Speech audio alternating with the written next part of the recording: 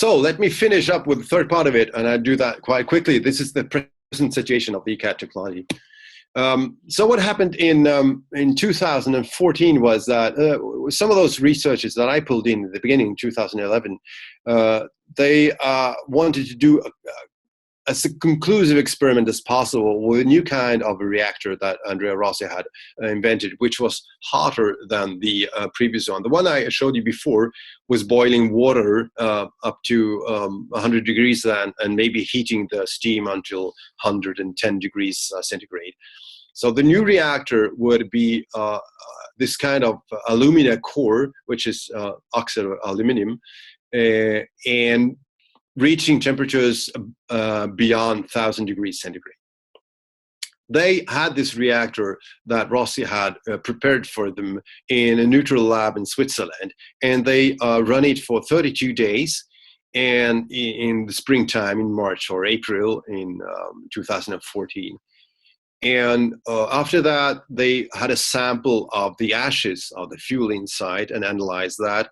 And they took some time, a few months, to write a report that was released in October in 2045, which is called 2014, excuse me, which is called the Lugano report. This is one of the events that's been discussed most because the Lugano report until now has been downloaded like 150,000 or 200,000 times. And there is a blogger here in Sweden running a blog called Sifferkoll, SIFFERKOLL.se, who published the report together with me in October. And he's keeping statistics of that, and you've seen those downloads coming from also from interesting organizations like BlackRock, which is a large investment company in the US. And what they basically said in that report was that they could prove excess heat, which is the sign of a nuclear reaction. Although that was disputed later, and rightly so, it was not really conclusive, the demonstration of excess heat, because the measurement methods were maybe not exactly calibrated as they should have been. But they also demonstrated at the analysis of the ashes that there had been isotopic changes.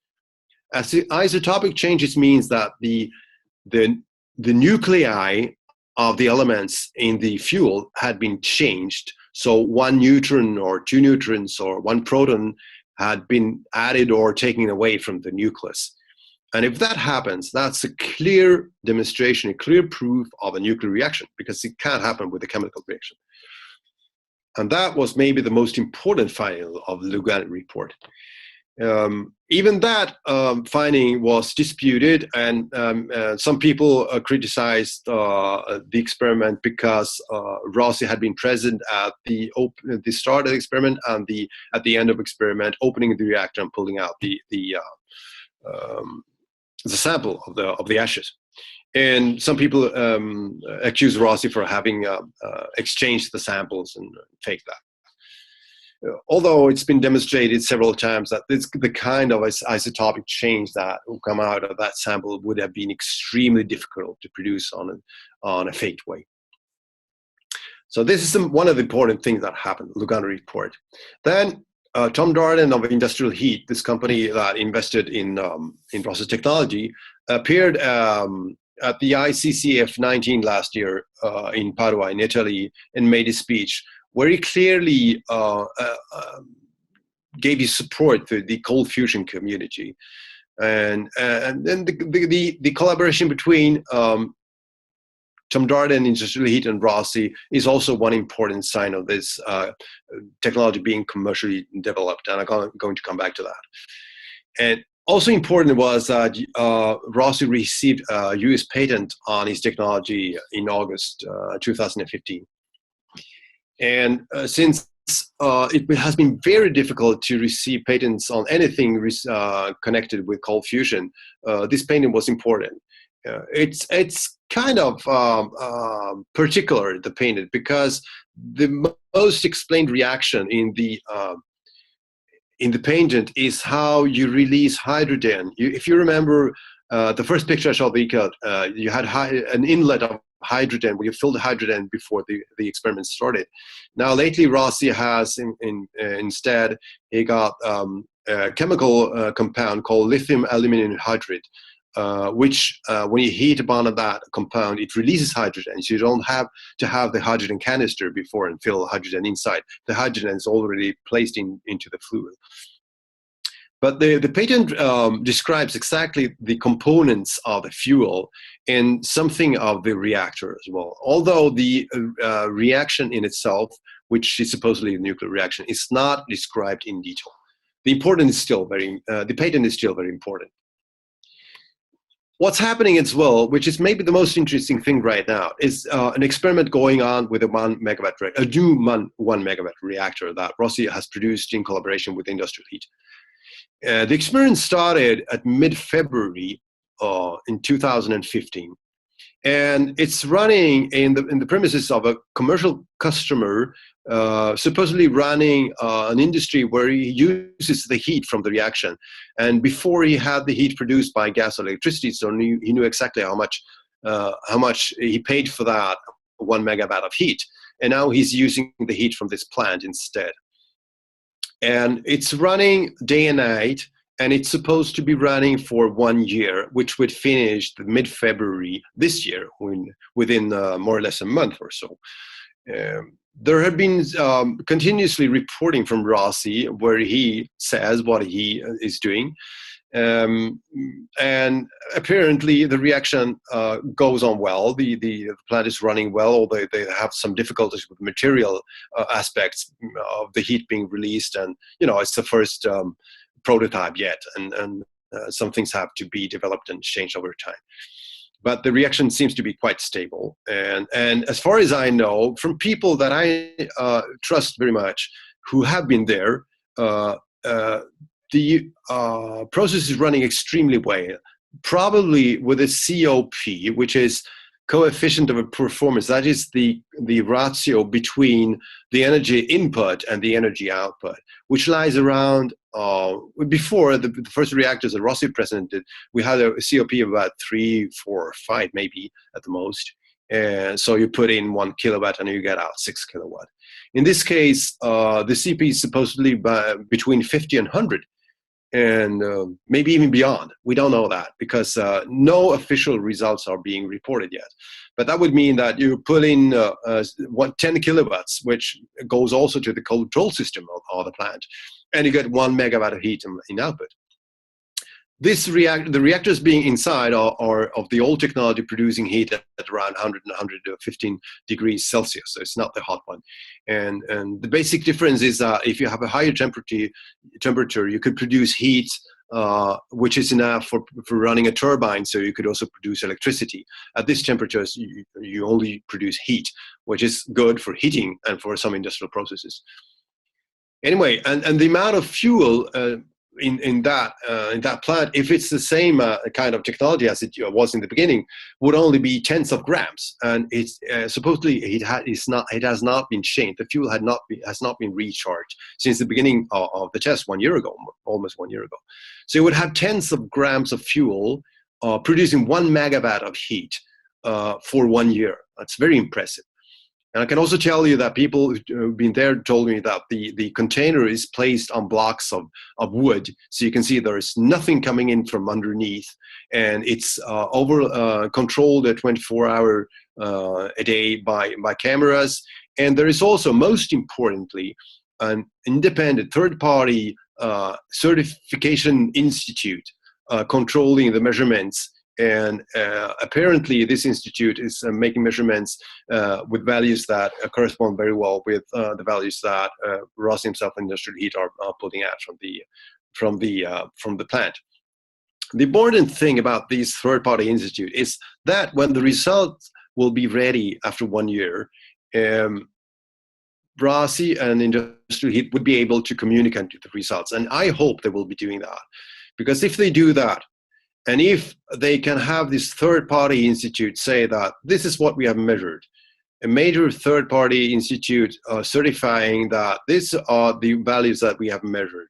1 megawatt of heat being produced for 1 year with this amount of fuel, with this amount of electricity being input. That would be the first time, I think, we have a result that could be communicated to a broader audience than the quite limited community of people following the development in low-energy nuclear reactions today. And that would be the first time, I think, when the discussion about what this could mean as a change in the energy industry and other industries outside this community. So I think this trial, many people with me believe that this trial, this test of 1 year, 1 megawatt is very important. Now, the last thing that's going on is the ECAT-X, which is supposedly a new kind of reactor that Rossi has been experimenting with since a few months. Now, the only thing we know about this are the things that Rossi tells us. But supposedly it's a quite small reactor that doesn't produce only heat, but it also produces electricity. At one time, it seemed to me that he also talked about producing light directly from the reaction. But the part of producing electricity directly from the reactor is extremely interesting, because with a heat reactor producing only heat, if you would supposedly put that into a car, you would need some kind of process transforming that heat into, if it's very hot, you could have a turbine producing electricity, or you would use the heat with thermoelectrical generators to produce electricity at very low efficiency, or you would have a Stirling engine, which is kind of advanced steam engine, which could produce movement from heat. But it would be quite complicated. Then you would need to store the energy in a battery, because you don't have the quick response that you have in an internal combustion engine. So the roadmap to go to have a low energy nuclear reaction in a car would be quite long. If you can have electricity produced directly from this reactor, you could just charge a battery and run an electrical car, right, like the Tesla cars, with this technology within a very short time frame. So this is extremely important. But we know very little. There is no documentation, no validated reports or anything. And I hope only that when the results hopefully are presented from the 1 megawatt test in the end of February or the middle of March, we don't know exactly when, that Rossi will be able to demonstrate this publicly as well. And I would be very interested to see some demonstrations, because it would really be mean a big difference. So what's also going on, and we must not forget that, is that we have a whole ecosystem that has been growing in the last few years, which is on the side of the ECAT technology. A very large interest has been growing into, as I told you, into the low energy nuclear reactions in the last few years. We have private and governmental research going on, mostly in US, Russia, China, India, Japan, and Italy. Very interesting projects. In Japan, for example, there is a new project where they look at low energy nuclear reactions to treat nuclear waste through transformation of the nuclei to have turn it into other elements, and that way reduce radiation and the time that waste has to be stored. You have other companies, very interesting small commercial companies working with the low energy nuclear reactions. And the most interesting are maybe Brilliant Energy Corporation, which has also a commercial device being developed. And last thing I heard from the founder, Robert Goes, is that they hope to put a commercial device on the market this year without promising anything. But I mean, that's a very interesting aspect. Nick Energy is a company formed around the Italian researcher Francesco Piantelli, which is a long runner in this field. He's got a huge knowledge about the physics around nuclear reaction, low energy nuclear reactions, and supposedly also some setups that could be very interesting for technology development. Then you got large corporations like Boeing, Airbus, Mitsubishi, and Toyota doing research, and ST Microelectronics doing research and also experiments and some patent applications in this area, and governmental organizations like NASA. You got the Martin Fleischmann Memorial Project, which is an open science project, a group of people in Europe and US working with an experiment that would be conclusive and demonstrate that low-energy nuclear reactions are actually valid.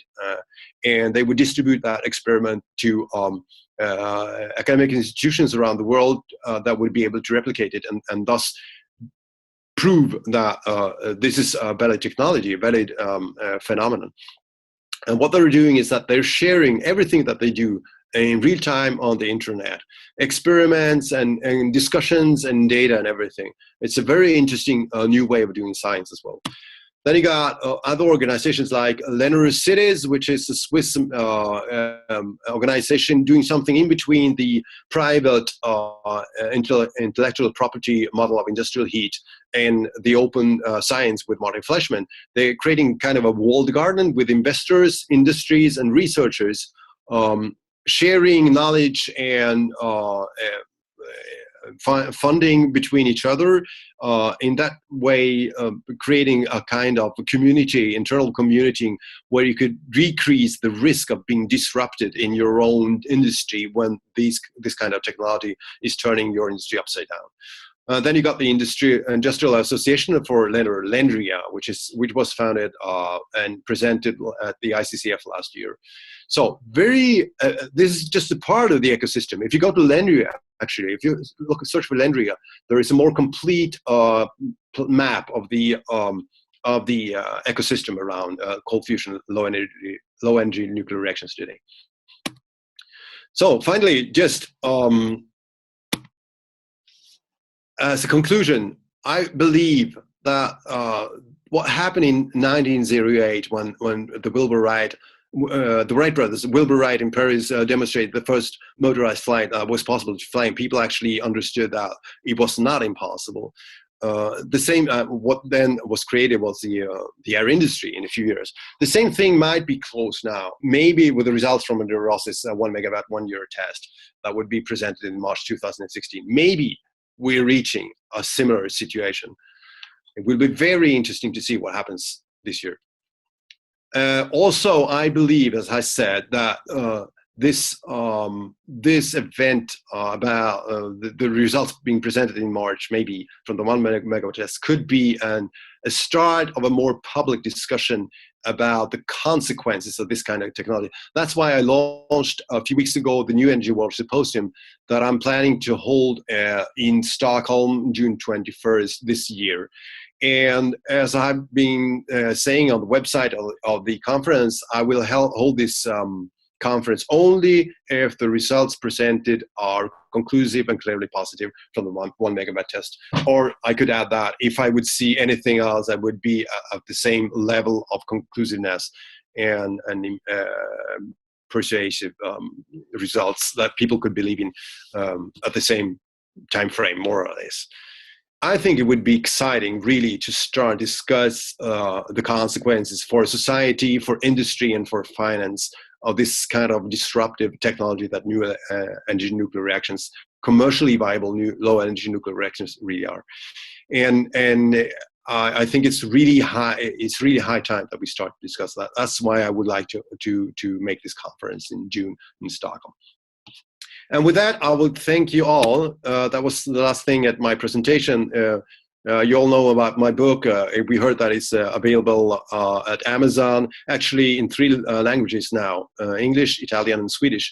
And it's also available as paperback, also through Amazon. It's print on demand. And I hope, if things are going the way I think this year, that I will be able to do a 3rd edition, maybe at the end of this year, with updates from the important events this year. So with that, I'll thank you all for the attention and for the long presentation that I did today.